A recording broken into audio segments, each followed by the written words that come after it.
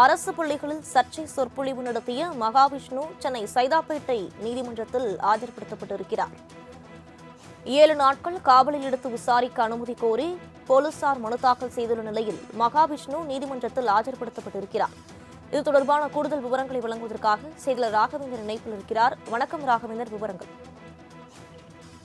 வணக்கம். சென்னையில் சைதாப்பேட்டை மற்றும் அசோநகரில் உள்ள அரசு பள்ளிகளில் நடைபெற்ற நிகழ்ச்சியில் பரம்பொருள் பவுண்டேஷன் அமைப்பை சேர்ந்த மகாவிஷ்ணு ஊக்கப்படுத்தும் வகையில் நிகழ்ச்சியை நடத்துவதாக கூறி உரையாற்றியிருக்கிறார்.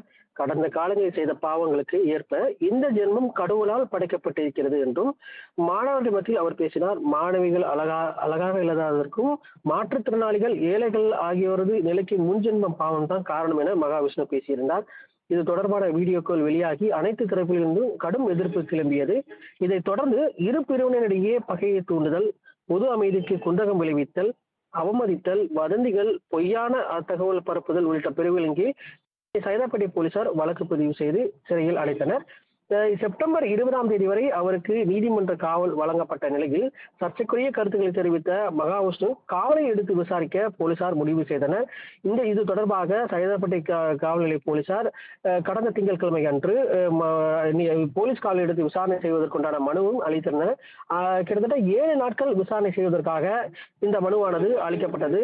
தற்போது 7 நாட்கள் விசாரணை செய்வதற்குண்டான அந்த மனு மீதான விசாரணை இன்னும் சற்று நேரத்தில் வர இருக்கிறது. சைதாப்பேட்டை 4வது பெருநகர குற்றவியல் நீதிமன்ற நீதிபதி சுப்பிரமணியம் முன்பு தற்போது மகாவிஷ்ணு ஆஜர்படுத்தப்பட்டிருக்கிறார். இன்னும் சற்று நேரத்தில் அவருக்கு 7 நாட்கள் வழங்கப்பட இருக்கிறதா என்பது குறித்து விரைவாக வெளியிட இருப்பதாக தெரிவிக்கப்பட்டிருக்கு. இன்னும் சற்று நேரத்தில் இந்த விசாரணையானது நடைபெற்று அவருக்கு அதிகபட்சமாக எத்தனை நாட்கள் விசாரணை செய்வதற்கான அனுமதி வழங்கப்படும் என்று இன்னும் சற்று நேரத்தில் தெரிய வரும். விரிவான விவரங்களுக்கு நன்றி ராகவேந்தர்.